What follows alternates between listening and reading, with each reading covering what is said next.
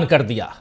दिल्ली के रामलीला मैदान में वोट चोर गद्दी छोड़ नाम से कांग्रेस ने महारैली की आज, जिसमें देश भर से लाखों कार्यकर्ताओं के साथ कांग्रेस ने अपनी ताकत का नए सिरे से प्रदर्शन किया। इस रैली में राहुल गांधी के निशाने पर नरेंद्र मोदी, अमित शाह और ज्ञानेश कुमार के साथ साथ मोहन भागवत भी रहे। राहुल गांधी ने बता दिया कि मोदी सरकार की वोट चोरी जनता समझ चुकी है और अब इनके पास ज्यादा वक्त नहीं है। सुनिए जरा।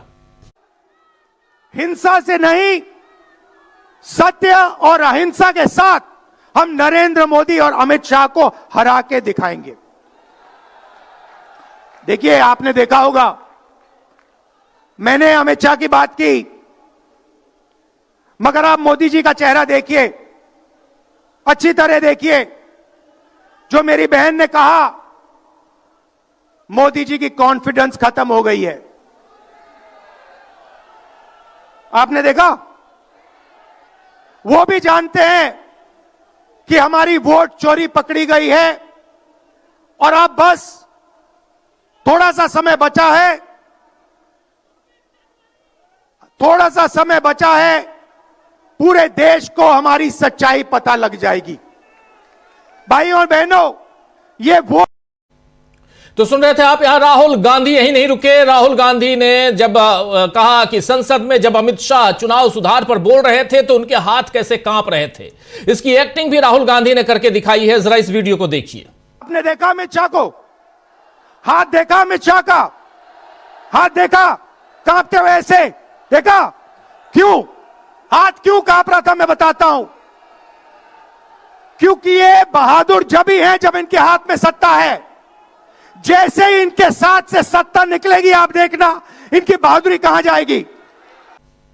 राहुल गांधी ने जो बात संसद में कही कि वोट चोरी को वो रोक कर दिखाएंगे, रोक के रहेंगे, उसी बात को आज रामलीला मैदान में भी उन्होंने दोहराया। और अंडमान निकोबार में आरएसएस प्रमुख यानी राष्ट्रीय स्वयंसेवक प्रमुख मोहन भागवत के एक बयान पर उन्हें निशाने पर लेते हुए राहुल गांधी ने कहा कि गांधी जी कहते थे कि सत्य बहुत जरूरी चीज है, जबकि मोहन भागवत ने बयान दिया है कि विश्व सत्य को नहीं बल्कि शक्ति को मानता है। मोहन भागवत कहते हैं कि सत्य नहीं, सत्ता चाहिए, शक्ति चाहिए। सुनिए जरा यहां मोहन भागवत पर हमला बोलते हुए राहुल गांधी क्या कह रहे हैं।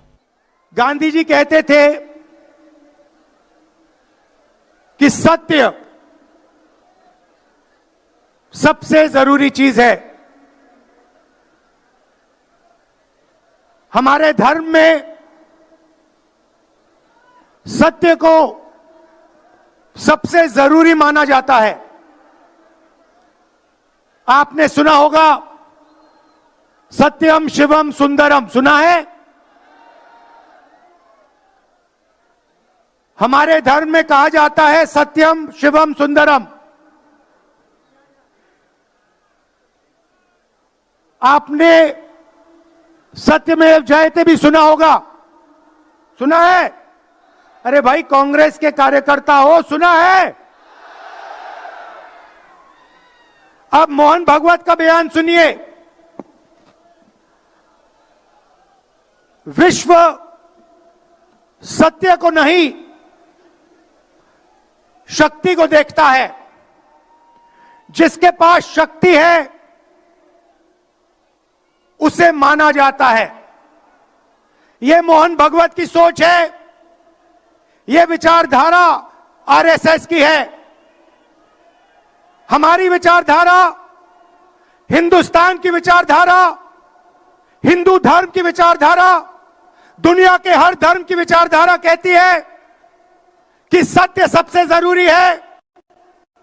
और भगवत कहता है सत्य का कोई मतलब नहीं है, सत्ता जरूरी है। इस बात की लड़ाई हो रही है हिंदुस्तान में। भाइयों और बहनों, सत्य और असत्य के बीच में लड़ाई हो रही है। और मैं आपको इस स्टेज से गारंटी देके कहता हूं, आप देखना, हम सत्य को लेकर, सत्य के पीछे खड़े होकर नरेंद्र मोदी और अमित शाह को, आरएसएस की सरकार को हिंदुस्तान से हटाएंगे। तो सत्य और असत्य की बात यहां राहुल गांधी उसको यहां पर क्लेरिफाई करते हुए, उसका डिफिनेशन बताते हुए राहुल गांधी अपनी बात रख रहे थे और कैसे नरेंद्र मोदी को सत्ता से हटाया जाएगा। राहुल गांधी ने कहा कि देश के अलग अलग हिस्सों में बीजेपी ने वोट चोरी की है, ये वोट चोरी करके सरकार चलाते हैं। अगर ये वोट चोरी नहीं करते तो इन्हें आप 5 मिनट में सरकार से निकाल देते। मोदी और अमित शाह पर हमला बोलने वाले अकेले राहुल गांधी नहीं थे, बल्कि प्रियंका गांधी ने तो बीजेपी को चैलेंज कर दिया कि आज बैलेट पेपर पर चुनाव लड़ो तो हार जाओगे। सुनिए प्रियंका गांधी को। मैं चुनौती देती हूं, एक सही चुनाव लड़ लें, बैलेट पे लड़ लें, तो ये खुद जानते हैं कि कभी नहीं जीत पाएंगे। तो सुना आपने, साफ साफ यहां कह रहे हैं कि ये बैलेट पर चुनाव लड़ लें तो नहीं जीत पाएंगे। अपने भाषण में प्रियंका गांधी ने मोदी सरकार पर हमला बोलते हुए संसद में जरूरी मुद्दों से भागने का इल्जाम लगाया। प्रधानमंत्री कार्यालय यानी पीएमओ के तार बेटिंग ऐप से जुड़ने का इल्जाम भी लगाया और इसके साथ पिछले चुनाव में बीजेपी के अत्याचारों की याद भी जनता को दिलाई। सुनिए जरा इस बाइट को।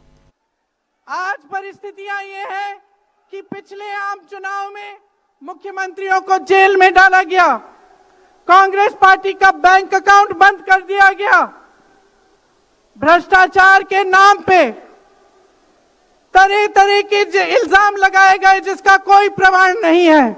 ईडी भेजी, इनकम टैक्स भेजा, सीबीआई भेजी, और जैसे जैसे जिनका दिल कमजोर था, जो सह नहीं पाए, वो उनकी पार्टी में शामिल हो गए, वैसे वैसे इनकी वॉशिंग मशीन उनको धोकर उनको पाक बनाती रही। तो यहां वॉशिंग मशीन तक की बात कर डाली प्रियंका गांधी। इसके अलावा प्रियंका गांधी ने लोगों को यह बताया कि असल में भारत माता कौन है और कैसे नरेंद्र मोदी इन पर हमला कर रहे हैं। नेहरू जी का एग्जाम्पल देते हुए प्रियंका गांधी ने जो कुछ कहा है, जरा इसे भी सुन लीजिए। ये वोट क्या है, इसकी कीमत क्या है हमारे जीवन में, इसको समझना बहुत जरूरी है। बहुत समय पहले जब आजादी की लड़ाई शुरू हो रही थी और नेहरू जी जगह जगह जाते थे लोगों से मिलने के लिए, तो एक नारा गूंजता था। जब वो पहुंचते थे तो देश की जनता भारत माता की जय जयकार करती थी। उस समय नेहरू जी ने इस बात का उल्लेख किया कि भारत माता क्या है।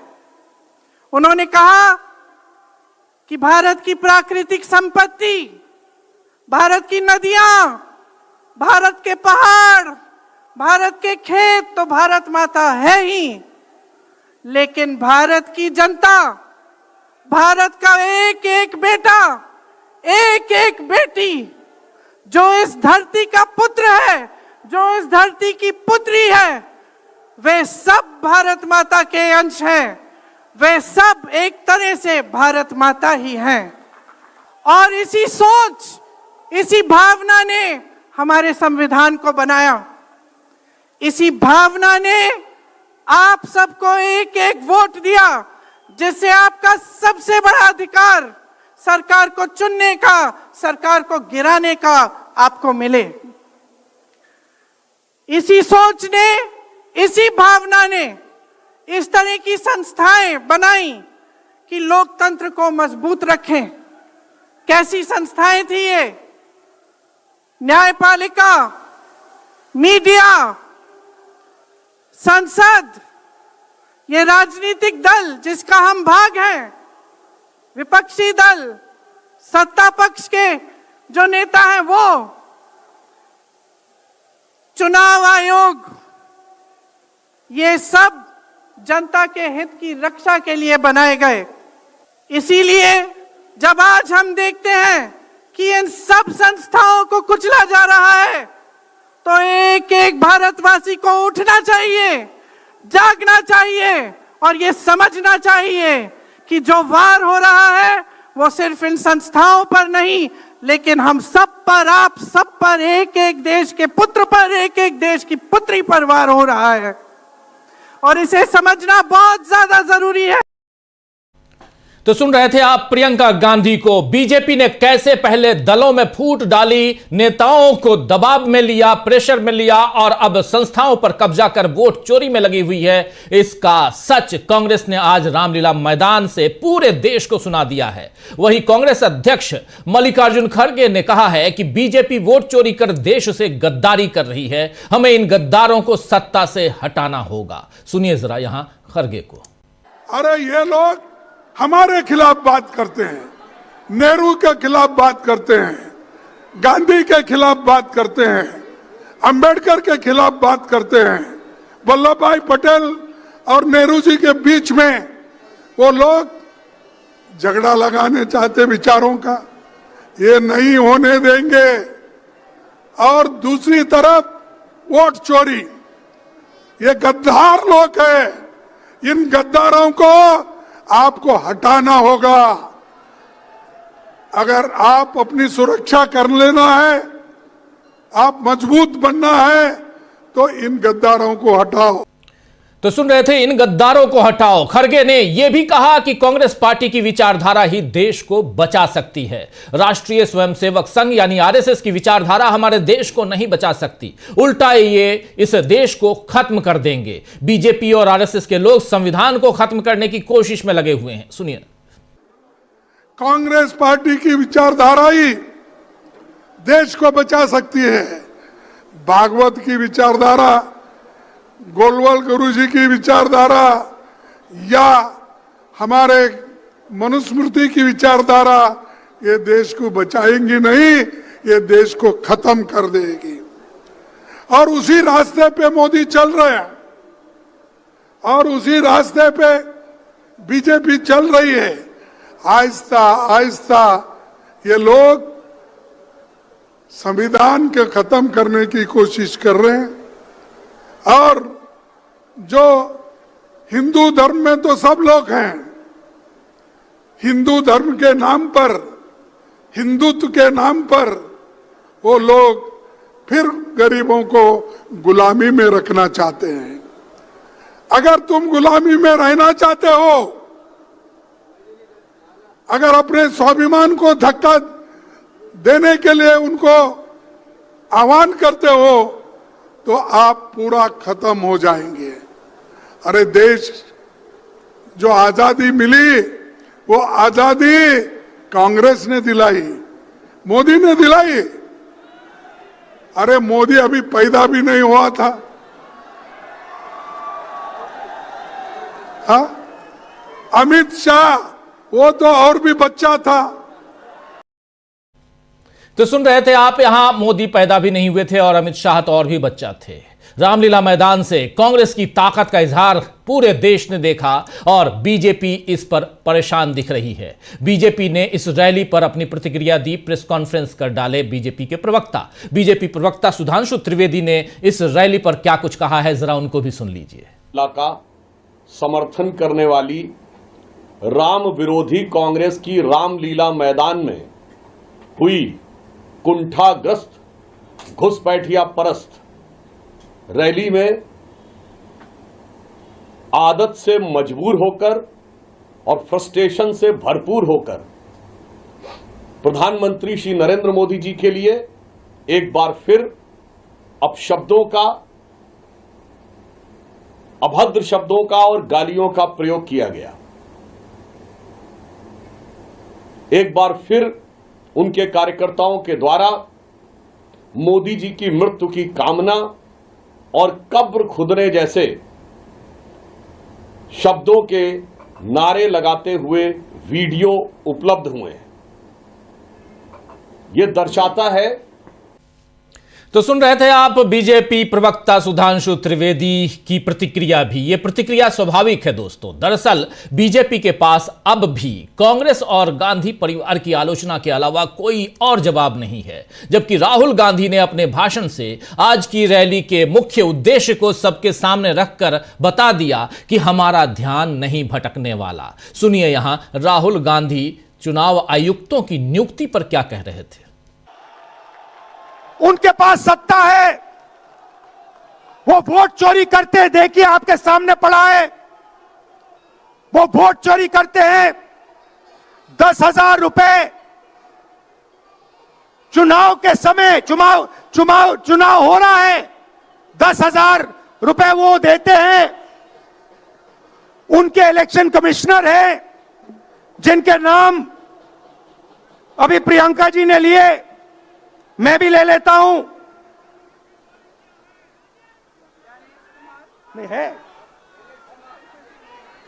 Gyanesh Kumar, doctor Sukhbir Singh Sandhu, doctor Vivek Joshi.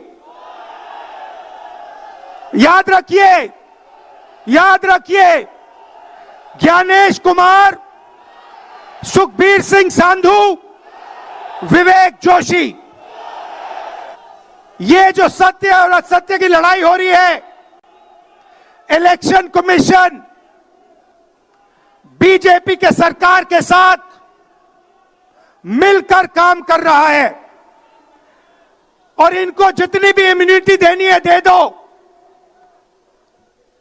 नरेंद्र मोदी जी ने इलेक्शन कमिश्नर्स के लिए कानून बदला, नया कानून लाए, कहा कि इलेक्शन कमिश्नर कुछ भी करे उन पर एक्शन नहीं लिया जा सकता है, उन पर कार्रवाई नहीं ली जा सकती है। मैं स्टेज से आपको कह रहा हूं, कांग्रेस पार्टी आपको कह रही है।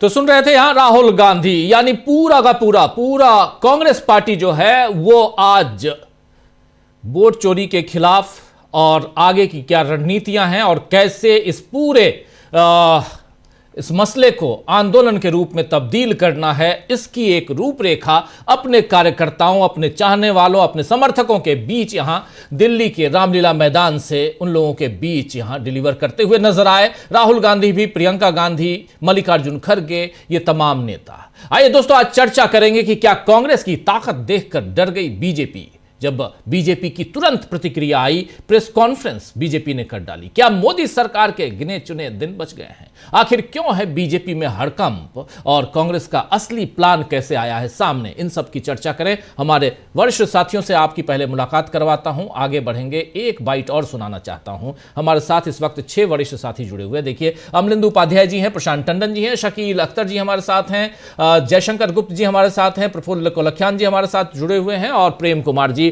आप सबका स्वागत है, इस्तकबाल आप तमाम दोस्त साथी शुभचिंतक आप सबका, जो अब तक जुड़ चुके हैं उनका भी, जो जुड़ने वाले हैं उनका भी। आओ सीधे शकील जी आपके पास, कांग्रेस को बहुत नजदीक से कवर कर रहे हैं आप, लेकिन इस पूरे आज जो भाषण, उसके बहुत सारे अंश, बहुत सारा अलग अलग बाइट्स आप सबके सामने रखने की हमने कोशिश की। उसमें एक ऐसा पल आया जब मल्लिकार्जुन खड़गे कह रहे थे, बता रहे थे कि आज एक मेरे बेटे का ऑपरेशन होना था और मैं वहां नहीं गया और मुझे लगा कि मुझे आज यहां होना चाहिए, न कि वहां। उनकी जुबानी सुनते हैं और उसमें एक और भी पल है जब वो कह रहे थे, जब अपनी बात रख रहे थे, राहुल गांधी, सोनिया गांधी, प्रियंका गांधी, कांग्रेस पार्टी के तमाम नेता खड़े हो गए। एक भावुक पल था वो, सुनिए, देखिए। मेरा बेटे का 8 घंटे का ऑपरेशन था परसों।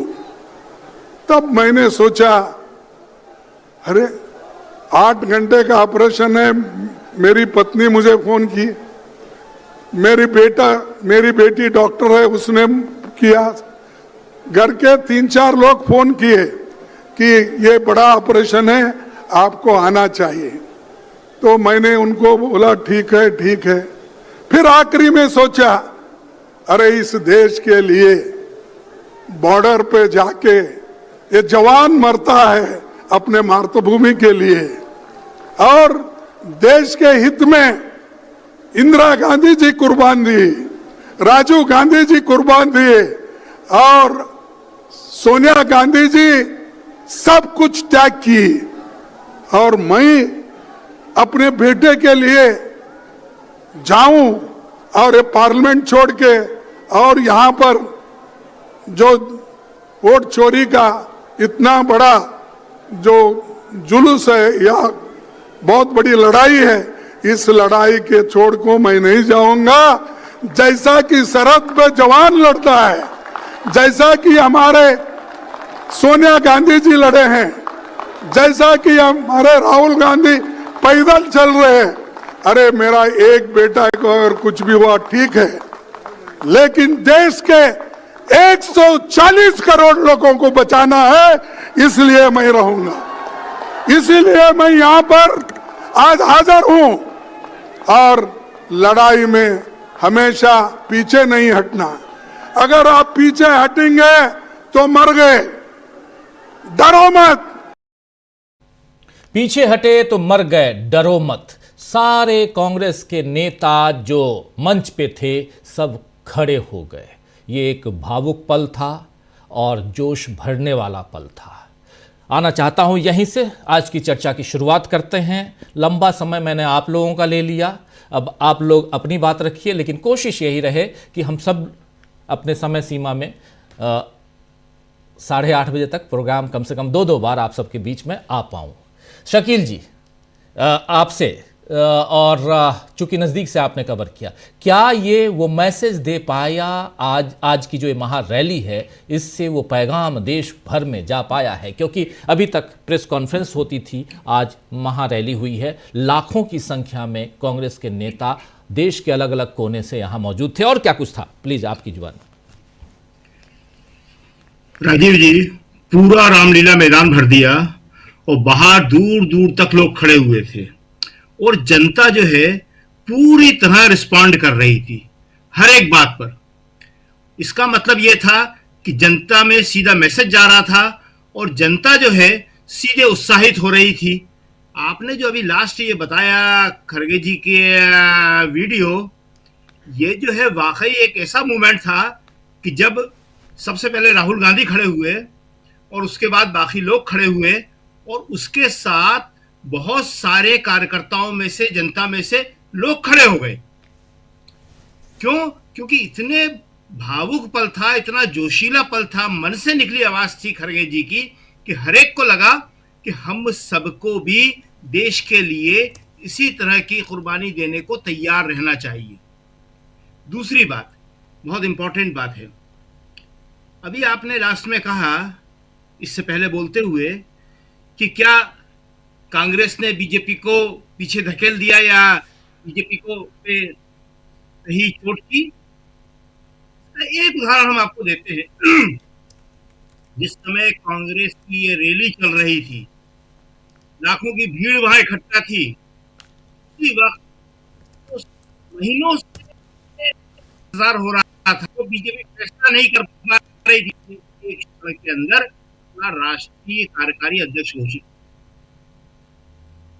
हर आदमी के मुंह पर एक जी क्या वीडियो अटक रहा था, कोई बात नहीं, प्लीज अपनी बात रखिए, आगे बढ़ाइए। हर आदमी के मुंह पर एक ही बात थी, सिर्फ हेडलाइन।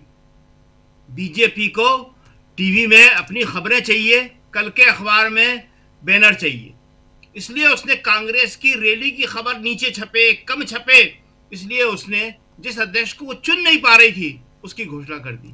गजब है। वो सुबह भी कर सकती थी, शाम को भी कर सकती थी, कल भी कर सकती थी, लेकिन उसके पास सिवाय अखबारी खबरों के, जिसे हम लोग अपनी लैंग्वेज में कहते थे पेपर टाइगर, एक शब्द था, आज भी होगा शायद वो, कि जो लोग सिर्फ पेपर में टाइगर बने रहते हैं, अखबार में खबरें छपवा कर ही शेर बने रहते हैं, सिर्फ वो चाहिए।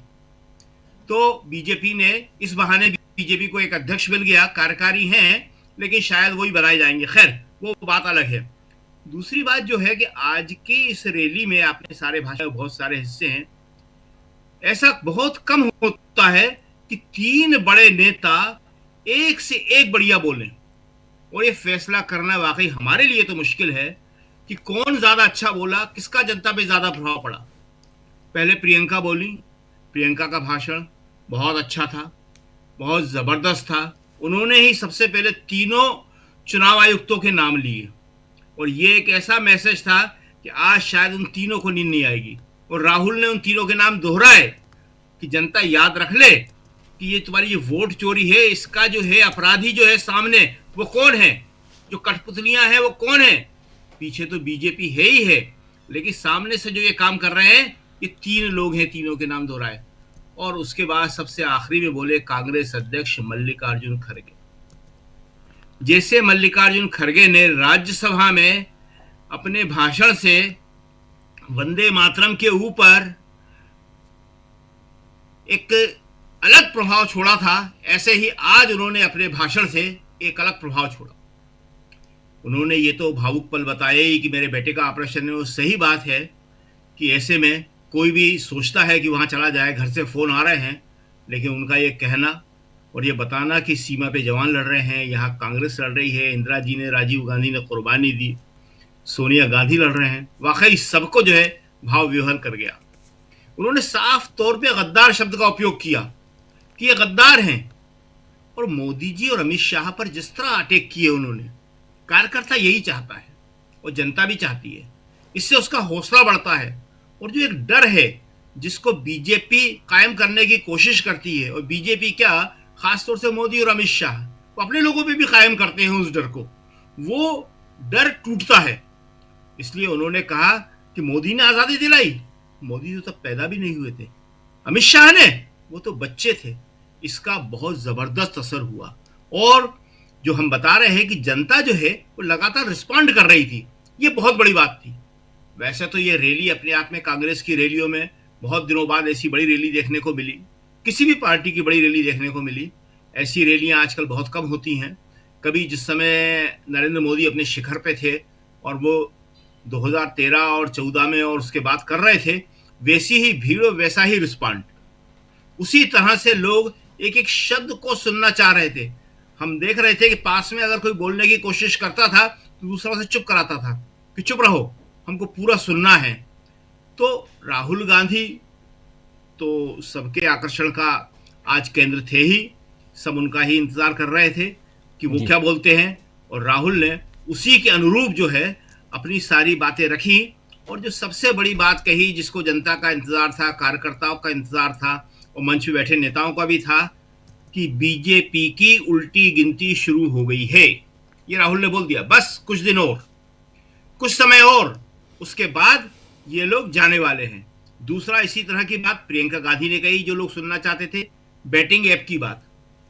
वहां पे उन्होंने लोकसभा में इसके अलावा फाइलों का जिक्र और मंत्री का जिक्र भी कर दिया था उन्होंने।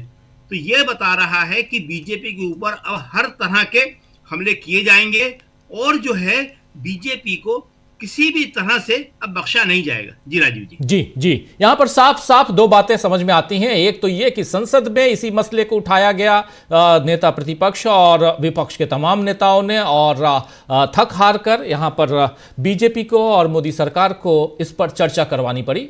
बात चुनाव सुधार की करें या SIR कहें, और वही मसला, वही मामला अब सड़क पे भी है। और उसकी शुरुआत आज महारैली करके रामलीला मैदान से कर दी गई है। जल्दी से प्रेम कुमार जी आपके पास आना चाहता हूं। आप भी पैनी निगाह रखे होंगे, आपने भी सब कुछ देखा होगा, और हेडलाइंस मैनेजमेंट जो बीजेपी करती है उस पर चर्चा करेंगे सेकंड राउंड में। बहुत इंपॉर्टेंट है कि आखिर बीजेपी को क्यों यहां आज कार्यकारी अध्यक्ष की घोषणा करनी पड़ी, और कौन है वो, क्या है, उससे बीजेपी को कितना फायदा कितना नुकसान होगा, उन सब पे चर्चा करेंगे सेकंड राउंड में। बहुत इंपॉर्टेंट है। लेकिन फर्स्ट राउंड में जरा मैं चाहता हूं कि आज की रैली पर और इससे क्या पैगाम गया है, क्या देश की जनता को आज वो मैसेज देने में राहुल गांधी और पूरा का पूरा कांग्रेस का जो कुनबा है वो सफल हो पाया।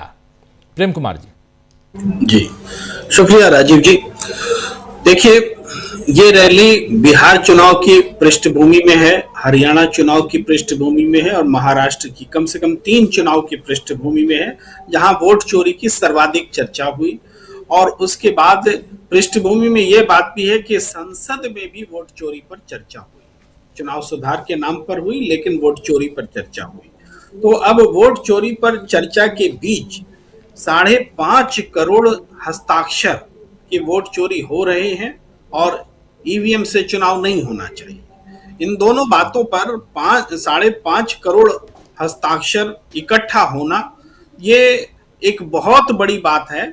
और ये आने वाले समय में आंदोलन की रूपरेखा और उस आंदोलन का आगाज करने के ख्याल से भी ये रैली सबसे महत्वपूर्ण आप कह सकते हैं। और ये है कि इस रैली से एक आवाज जो लगातार महसूस की जा रही थी, पहले वोट चोरी हम लोगों ने लोकसभा चुनाव में भी महसूस किया कि 11-11 दिन बाद वोट के बताए जाते थे कि वोटिंग कितनी हुई, और उसके बाद से हम लोगों ने चरणबद्ध तरीके से बहुत चीज़ों को देखा, नोटिस किया। वोट परसेंटेज का क्रमशः बढ़ता जाना, ईवीएम का 99% रिचार्ज रहना, voter deletion, voter addition, 40 lakh से ज़्यादा वोटर्स का महाराष्ट्र चुनाव में जुड़ जाना, बहुत सारी बातें, और उसके बीच में मरकरवाड़ी जैसा उदाहरण, इसके बीच में कर्नाटक जैसा उदाहरण, राहुल गांधी के प्रेस कॉन्फ्रेंसेस, यानी एक तरह से धीरे धीरे धीरे धीरे वो जनता को ये विश्वास होने लग गया है कि ये सरकारें जो बन रही हैं वो वोट चोरी से बन रही हैं। और यही कारण है कि आज राहुल गांधी बहुत जोर शोर से कह पा रहे हैं कि अमित शाह के हाथ कांपते हैं, वो डरे हुए होते हैं, क्योंकि उनकी वोट चोरी को राहुल गांधी ने पकड़ लिया है और देश के सामने लाने का प्रण कर लिया है।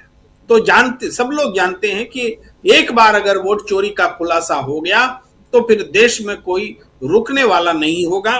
इस सरकार को उखाड़ फेंकने के लिए जनता किसी भी हद तक सामने आ सकती है।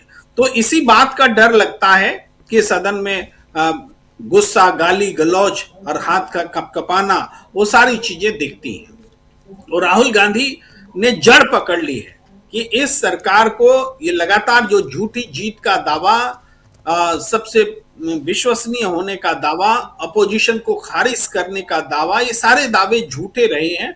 और इस झूठ के बीच सच्ची राजनीति जो है वो दरकिनार होती रही है। तो सच्चे मुद्दे जो हैं दरकिनार होते रहे हैं। राहुल गांधी ने कहा भी कि ये जो पोल्यूशन है, भाई पूरे देश में जो पोल्यूशन है, क्यों है? इसलिए है क्योंकि वोट चोरी की सरकार है। कुछ लोग कह सकते हैं कि पोल्यूशन और वोट चोरी में क्या संबंध है?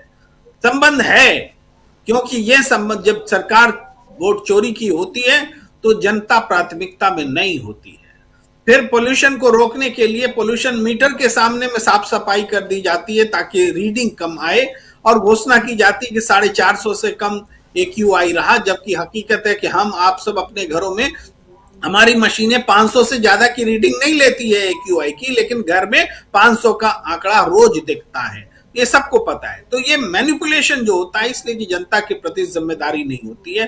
तो ये तो एक उदाहरण हुआ, लेकिन हर बात में राहुल गांधी ने आज उदाहरण के साथ में साबित किया, चुनौती दी। वो तीनों चुनाव आयुक्तों का नाम लेकर चुनौती दी कि हम रेट्रोस्पेक्टिव इफेक्ट से हम कानून को खत्म करके और आपको जवाबदेह बनाएंगे, और जो चुनाव चोरी हुई है उसका जवाब देना पड़ेगा। तो ये भी जो है, ये एक डर जो है वोट चोरी करने वालों में राहुल गांधी पैदा कर रहे हैं। जब तक वोट चोरी करने वालों में डर पैदा नहीं होगा, कानून का डर कि हमें फांसी हो सकती है, कि हमें जेल हो सकता है, कि हमें जनता के सामने बेनकाब हो सकते हैं, ये डर जब तक पैदा नहीं होगा तब तक वोट चोरी के खिलाफ आंदोलन भी वो उस सीमा तक नहीं पहुंचेगा। इस बात को राहुल गांधी समझ रहे हैं और वो डर पैदा होने लगा है। सच बात यह है कि वो डर पैदा होने लगा है, और यही कारण है कि रामलीला मैदान में जो खचाखच भीड़ भरी हुई थी, वो रामलीला मैदान को लोग चुनते नहीं है, पार्टियां चुनती नहीं है जल्दी कि यहाँ हम रैली करें, क्योंकि भीड़ जुटाना एक बड़ी चुनौती होती है। और जब रामलीला मैदान जब भर जाता है तो वो फिर देश में परिवर्तन का आगाज करता है। इसीलिए ये रामलीला मैदान की रैली को ऐतिहासिक कहा जाता है। यूं ही नहीं कि हमें ऐतिहासिक बोलना है तो हर रैली को ऐतिहासिक बोल दीजिए। रामलीला मैदान इसलिए ऐतिहासिक होता है क्योंकि वो परिवर्तन का पैगाम देता है। हमें लगता है कि आज भी परिवर्तन का पैगाम देने में प्रियंका गांधी, राहुल गांधी, मल्लिकार्जुन खड़गे, और उस उदाहरण के साथ खड़गे जी ने कि अपने बेटे की 8 घंटे के ऑपरेशन को उन्होंने प्राथमिकता न दे करके जनता के 140 करोड़ लोगों की जरूरत को प्राथमिकता दी है, तो निश्चित रूप से इस परिवर्तन की लड़ाई को उन्होंने गंभीर बनाते हुए इस रैली को अंजाम दिया है। जी बिल्कुल बिल्कुल, आप सही कह रहे हैं। जरा जल्दी से प्रशांत जी, कैसे देखते हैं आप इस रैली को, और क्या वो मैसेज गया है आज जनता के बीच? देखिए, वोट चोरी पर राहुल गांधी बोलते रहे हैं चुनाव की रैलियों में, प्रेस कॉन्फ्रेंस में। उन्होंने कई इन्वेस्टिगेशन भी किए, 3 प्रेस कॉन्फ्रेंस तो इन्वेस्टिगेशन की है। अलंग में हो, चाहे वो कर्नाटक के महादेवपुरा का हो, जी या हरियाणा का हो, जो अभी चर्चा भी कर रहे थे वो। तो प्रेस कॉन्फ्रेंस में बोलना, पार्लियामेंट में बोलना और जनता के बीच में रैली करके बोलने का संदेश फर्क होता है। जनता के बीच में रैली करने का मतलब है कि अब ये कांग्रेस पार्टी की लड़ाई है, विधिवत घोषणा हो गई है, जनता के बीच में घोषणा हो गई है। आप याद कीजिए ना कि जयप्रकाश नारायण ने भी तो इसी रामलीला मैदान से घोषणा की थी। तो जो घोषणाएं होती हैं वो जनता के बीच में जाके होती है, उसका राजनीतिक संदेश बहुत बड़ा होता है। तो इसकी घोषणा हो गई है, एक बात। दूसरी बात कि आप राहुल गांधी की पॉलिटिक्स का ट्रेंड देखिए। जब जब वो किसी चीज को बोलते हैं तो उसको नरेंद्र मोदी उसको फॉलो करते हैं, चाहे वो जातिवाद जनगणना का मामला हो, सरकार ने किया, अभी उसका आता पता नहीं, लेकिन सरकार को घोषणा करनी पड़ी। जीएसटी का मामला है, जीएसटी को सिंप्लीफाई करना पड़ा। तमाम बातें आप इतिहास में जाके मतलब उनका रिसेंट पास देख सकते हैं। ये जो बड़ी घोषणा है, राहुल गांधी ये जान गए हैं उनकी और ये कांग्रेस पार्टी समझ गई है, और जिसकी चर्चा हमने यहाँ पे भी की थी, न्यूज पॉइंट में भी हम लोगों ने चर्चा की थी कि बीजेपी का वोट चोरी का मुद्दा, यानी चुनाव आयोग की चुनाव की हेरा फेरी, ये बीजेपी का आखिरी दुर्ग है, मोदी अमित शाह का। इसको अगर राहुल गांधी गिरा देते हैं तो तमाम बाधाएं वो पार कर चुके हैं। वो उनकी इमेज खराब की गई, उससे बाहर निकल गए। वो पार्टी जो है इलेक्शन में परफॉर्म नहीं करी, 2024 के इलेक्शन में वो भी हो गया थी, 100 के आसपास आ गए, वो 100 पे आ गए। तो ये तमाम, लेकिन जो विधानसभा के चुनाव से परसेप्शन गया उसमें सेटबैक होता है। तो एक विधिवत घोषणा हुई है। दूसरी बात बहुत इंपॉर्टेंट है राजीव जी, कि वोट चोरी भी सामाजिक न्याय की लड़ाई का एक्सटेंशन है। उसका दूसरा पहलू है ये। आप ये ध्यान कीजिए कि किसके वोट कटते हैं। वोट किसके कट रहे हैं? हाशिए पे के समाज के, जिस समाज को सदियों से धक्के देकर, साजिशें करके, शिक्षा का अधिकार न देकर उसको वंचित रखा गया, उसी समाज के वोट कटते हैं, या माइनॉरिटीज के वोट कटते हैं। ये कोठियों फ्लैटों में रहने वाले लोगों के वोट नहीं कटते हैं, ये सवर्ण लोगों के वोट नहीं कटते हैं। और इसलिए वो कभी मुद्दा भी नहीं बनाते। तो वोट कटना जो है वो भी वोट चोरी की लड़ाई भी सामाजिक न्याय की लड़ाई का ही एक अंत है, एक्सटेंशन है। और ये बड़ी शातिराना लड़ाई, शातिराना चाल है कि राजनीतिक अधिकार ही छीन लो। जो संविधान ने अधिकार दिया है मतदान का, वो अधिकार ही छीन लो, उसको इतना कमजोर कर दो कि वो थोड़े से पैसे देकर, कुछ और राशन देकर हम मैनिपुलेट कर ले, बाकी हम बने रहें। इसलिए आप देखिए कि वोट कटता किसका है, इसका भी अगर हम लोगों को सर्वे या इस तरीके की स्टडीज आती रहती है हमारे पास, कि अधिकांश जो वोट कटने की शिकायतें आती हैं वो वंचित समाज की आती हैं, या वो माइनॉरिटीज की आती हैं, मुसलमानों की आती हैं, या यादवों की आती हैं, या ओबीसी समाज की आती है, या दलितों की आती है, या ट्राइबल की आती है। और ऐसे नियमावली जो बनाई गई है चुनाव आयोग की, ये जो 12 डॉक्यूमेंट हैं, वो भी ऐसे ही बनाए गए हैं कि वो वंचित समाज के लोगों के तो नाकों चने चबाने पड़ जाएंगे उन डॉक्यूमेंट को इकट्ठा करने में। तो 62 लाख लोग जो बिहार में 69 लाख लोग कटे, आप उसका सामाजिक अगर मैपिंग करेंगे तो आपको मालूम पड़ेगा कि 69 लाख लोगों में 99% लोग वंचित समाज के या माइनॉरिटीज के होंगे। इसलिए सामाजिक न्याय की लड़ाई का एक्सटेंशन है ये। तो ये दो बहुत महत्वपूर्ण बातें हैं और यहाँ से जो है एक घोषणा जो है वो विधिवत हो गई है। और जैसा मैं पहले भी कह चुका हूं कि इस लड़ाई के जो बाकी प्लेयर्स हैं, इंडिया गठबंधन की बाकी, आज तो कांग्रेस पार्टी थी यहाँ पे, आज जो बाकी प्लेयर्स हैं वो भी भुक्तभोगी हैं।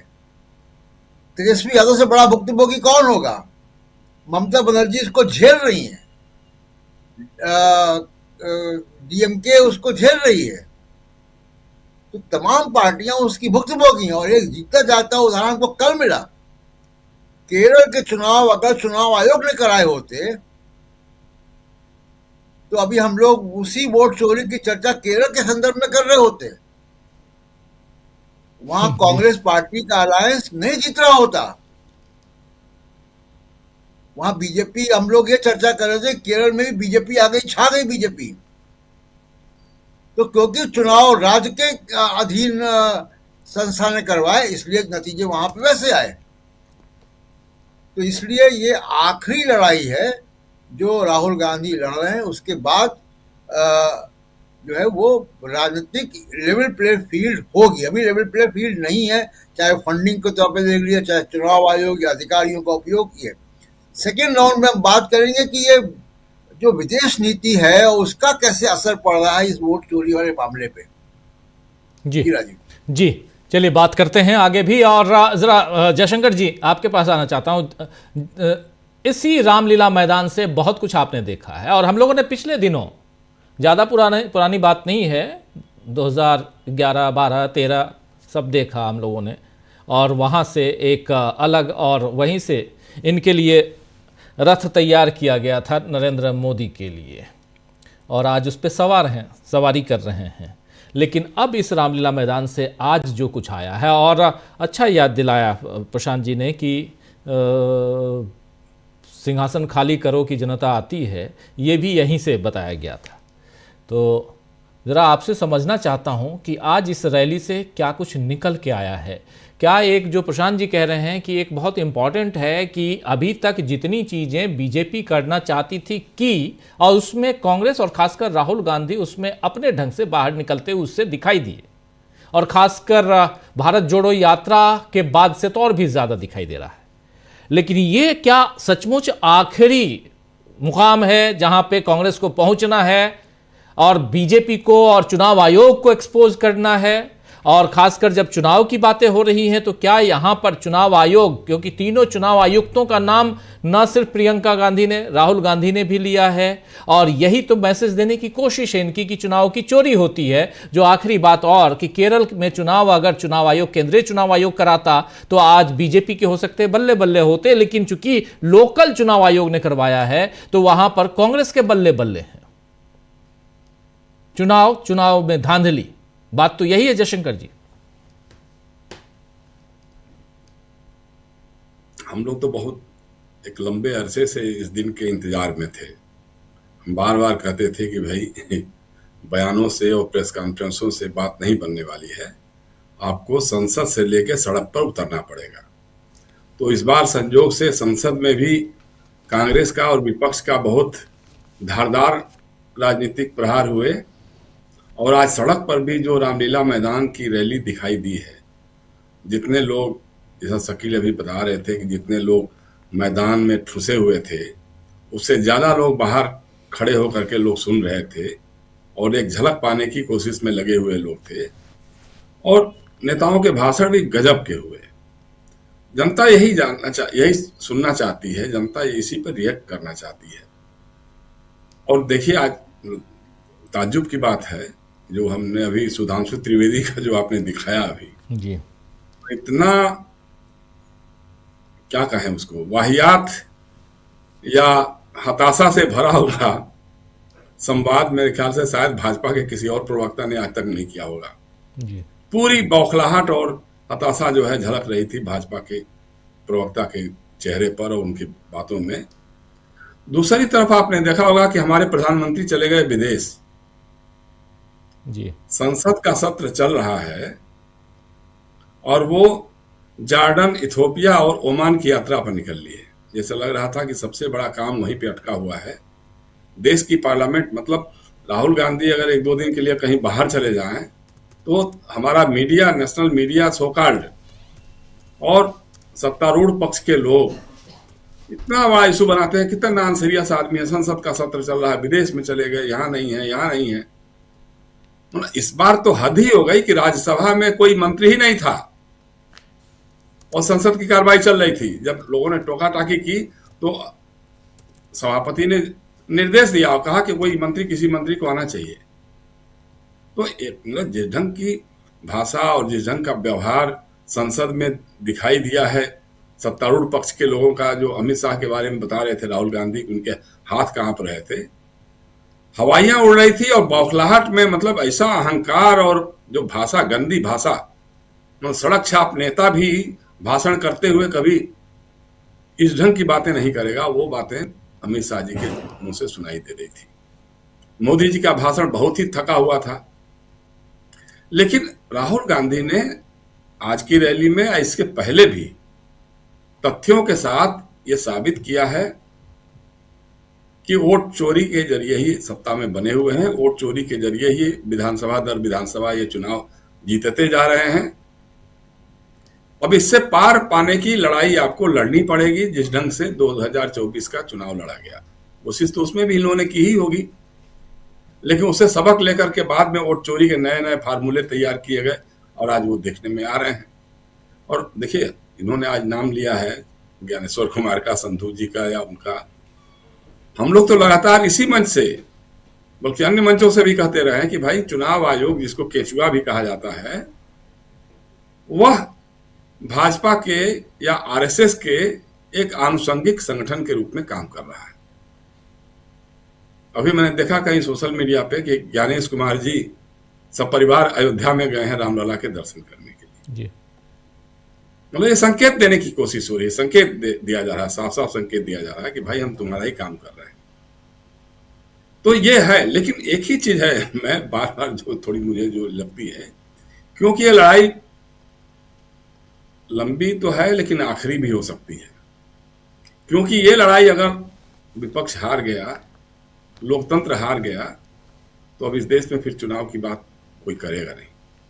क्योंकि इन लोगों की जो कोशिश है, अभी से कनफुकवा तंत्र जो है आरएसएस का सक्रिय हो गया है कि साहब अब इस देश में चुनाव की कोई जरूरत तो है नहीं, बार बार जब मोदी जी को ही जीत के आना है तो उन्हीं को बना दीजिए। जैसे पुतिन है, जैसे जिनपिंग है, उसी तरह से ये रहेंगे तो देखिए चीन जिस तरह से प्रगति कर रहा है, रूस जैसे प्रगति कर रहा है, अमेरिका को चुनौती दे रहा है, वैसे ही भारत भी उस हाल में हो जाएगा। ये बार बार का चुनाव जो है वो बेकार की चीज है। वो one nation one election, one nation one leader होना चाहिए भारत में भी। तो इस प्रयास में लगे हुए हैं। तो अगर ये प्रयास कामयाब हो गए, इनकी कोशिश यही है कि 2029 तक SIR के जरिए या इस तरह के जितने उपक्रम हैं उनके जरिए ऐसा माहौल बनाया जाए कि हम 400 सीटों के आसपास पहुंच जाएं और संविधान को बदल करके अपना नया सिस्टम लागू कर दें। जी। तो इसको राहुल गांधी ने पहचान लिया है। राहुल गांधी जो बार बार वोट चोरी की बात कर रहे हैं, लोकतंत्र पे खतरे की वो बात कर रहे हैं, अब इसकी लड़ाई को देखिए, कांग्रेस जनों में उत्साह है, बहुत उत्साह है, लेकिन जो बीच की कड़ी है, जो नेताओं की कड़ी है, उस पर राहुल गांधी को ध्यान देना होगा। राहुल गांधी ने इतनी जबरदस्त यात्राएं की, भारत यात्रा, भारत जोड़ो न्याय यात्रा की, लेकिन उसके बाद उसका कोई फॉलोअप नहीं किया कांग्रेस के लोगों ने, बड़े लोगों ने कुछ नहीं किया। आज भी राहुल गांधी कुछ बोलते हैं तो कांग्रेस के और लोग, उनके इतने महासचिव होंगे, उनके इतने वर्किंग कमेटी के मेंबर्स होंगे, उनके इतने प्रदेश अध्यक्ष होंगे, उनको हाथों हाथ लेकर के इसको आगे बढ़ना चाहिए। जी। मुझे लगता है कि इसी तरह की जो रैलियां हो रही हैं लखनऊ में, पटना में, देश के विभिन्न हिस्सों में भी करना चाहिए लोगों को।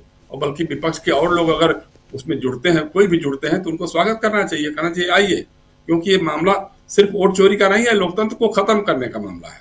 अगर आज हम हार गए, आज हम पिछड़ गए, तो इस देश में लोकतंत्र रहेगा कि नहीं रहेगा, ये सबसे बड़ा सवाल होगा। जी राजीव, यही बात है। उसके बाद जी बिल्कुल बिल्कुल, आप सही कह रहे हैं कि यहां पर कांग्रेस को अब इस मसले को और आगे यानी गांव-गांव तक पहुंचाना होगा। प्रफुल्ल जी, कैसे आप देखते हैं आज की इस रैली को? नमस्कार सर। मैं तो इसे देखता हूं, मैं 2 मिनट में मैं इस पर बात करता हूं। मैं जानता हूं आज काफी लोग हैं तो समय का दबाव है।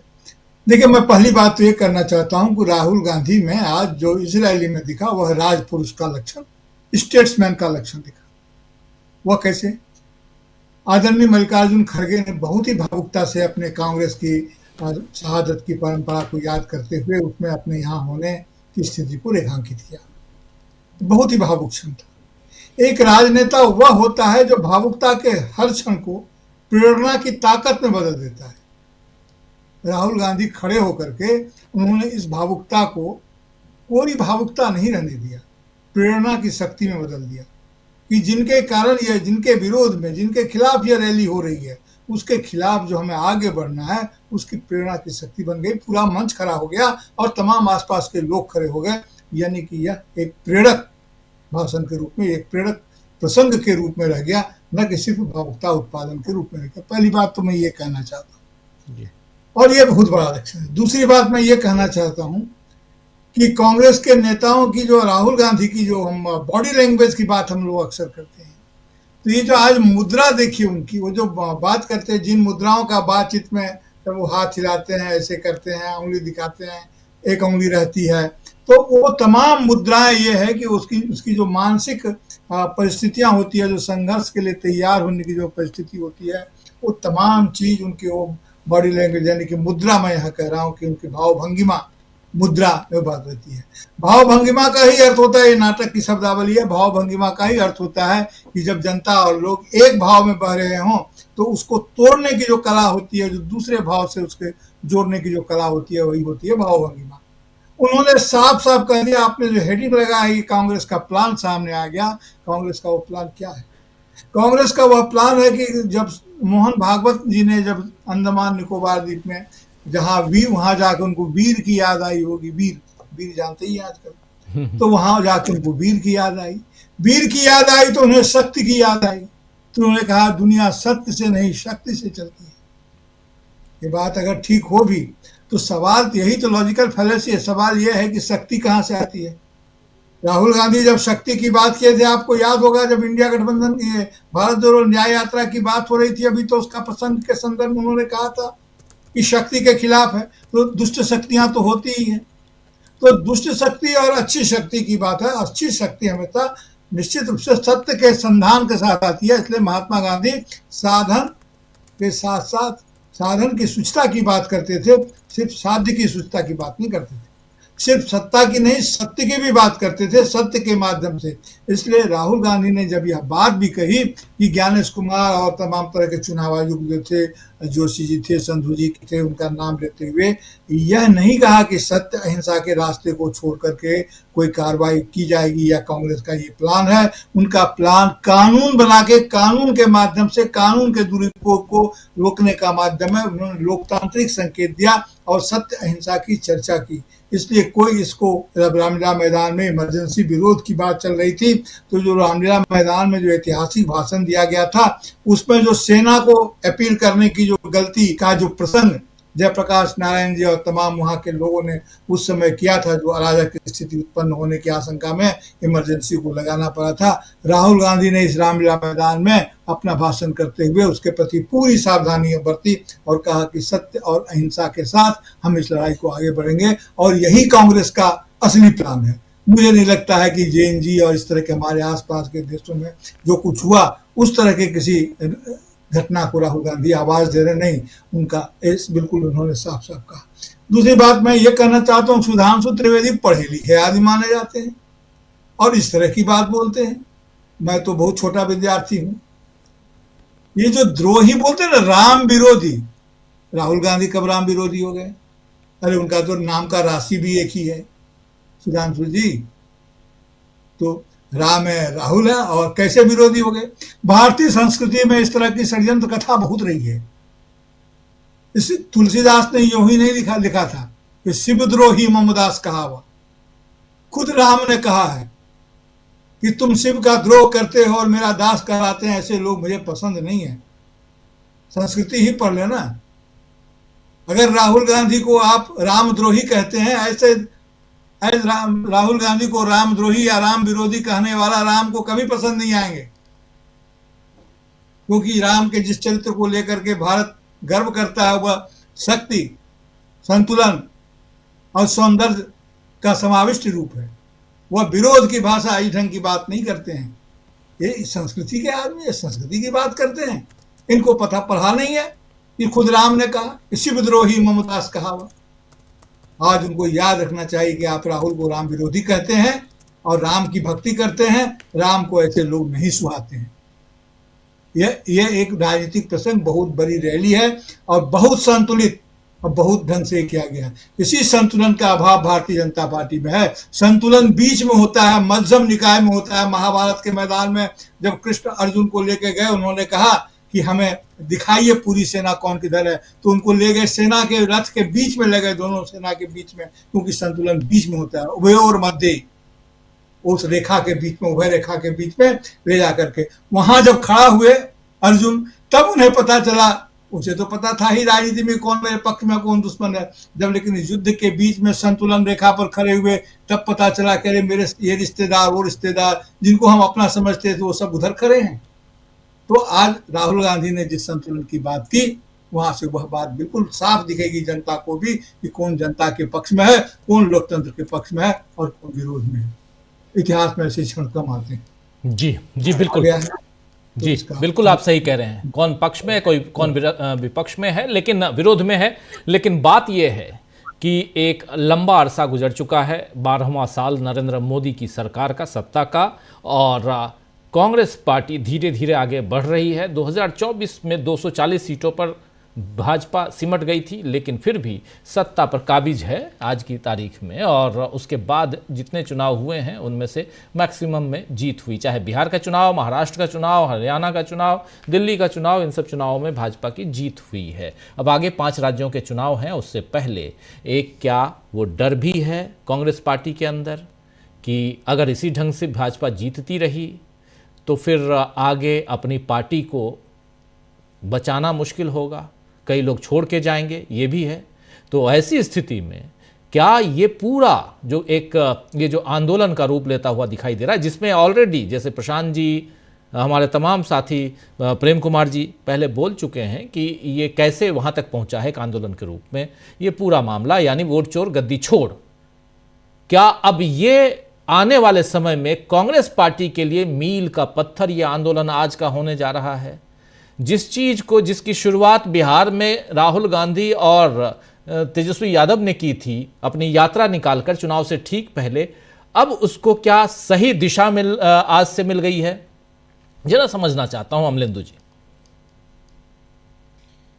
देखिए राजीव जी, बिल्कुल ये उसको एक तरह से कहा जाए, जो शुरुआत बिहार से हुई, राहुल गांधी ने वोटर अधिकार यात्रा निकाली, तेजस्वी इसमें शामिल हुए और जिस तरीके का अपार समर्थन बिहार में मिला, और आज भी राजीव जी जो विजुअल्स आए हैं, और हम लोगों की तो टीम खैर जमीन पर थी, वहाँ रामलीला ग्राउंड पे देख रही थी, जब वहाँ से हम लोगों ने लाइव भी किया है दिन भर कि क्या क्या हुआ, वो सब बताते हैं कि अब इस मसले को लेकर एक गजब किस्म का उत्साह है। और बहुत लंबे समय के बाद राजीव जी, एक तो रामलीला मैदान पर कांग्रेस की कोई रैली हुई है, वो भी ऐसे मसले को लेकर, मतलब एक चुनौती के अंदाज में, और जेपी ने यहाँ से चुनौती नहीं दी थी, अन्ना ने भी यही आंदोलन किया था राजीव जी। मोदी जी जिस अन्ना की पीठ पर चढ़कर आए हैं और केजरीवाल के जरिए जो कॉर्पोरेट घरानों ने और आरएसएस ने पहले प्रयोग किया था, उसकी भी प्रयोग स्थली ये रामलीला मैदान ही था। तो यहीं से उसकी शुरुआत हुई थी। और रावण भी राजीव जी यहीं फूका जाता है, हर साल फिर हो आता है, वो मतलब दशहरे को फूका जाता है, फिर साल भर जिंदा रहता है हर दशहरे पे, लेकिन अभी तक वो खत्म, मरा नहीं है रावण, मरेगा भी नहीं।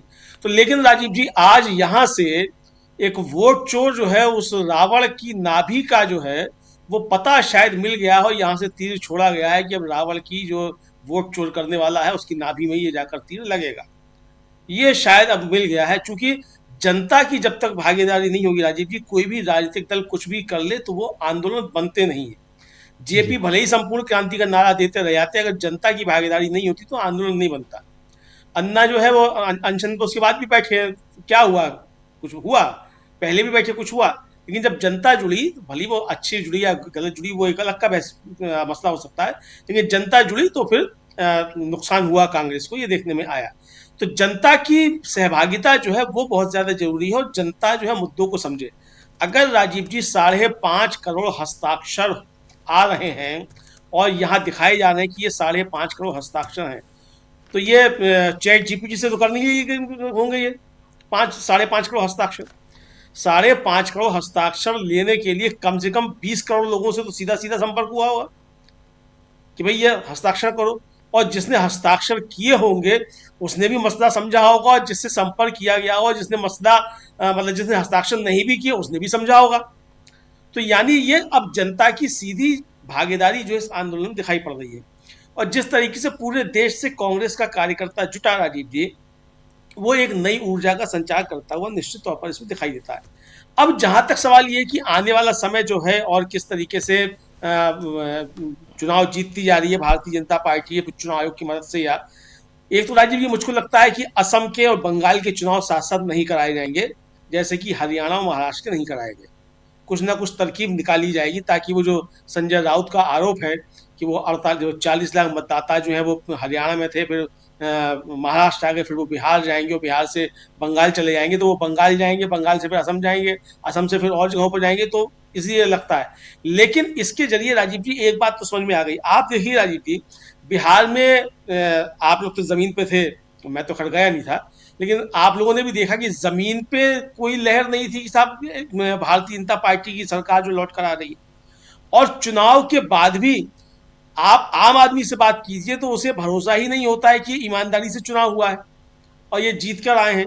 तो यानी आम आदमी के अंदर तो ये भरोसा हो गया है कि ये भारतीय जनता पार्टी वोट चोरी से ही जीत कर आती है और नरेंद्र मोदी भी वोट चोरी से ही जीतकर प्रधानमंत्री बने हुए हैं। तो राजीव जी, ये भरोसा जो है जनता के अंदर, ये काफी ज्यादा मायने रखता है। और अगर चुनाव आयोग ने अपनी आदतें नहीं सुधारी, भारतीय जनता पार्टी के इसी तरीके से अनुषंगिक संगठन बनकर काम करना जारी रखा राजीव जी, तो देश के अंदर परिस्थितियां काफी कुछ बिगड़ भी सकती हैं।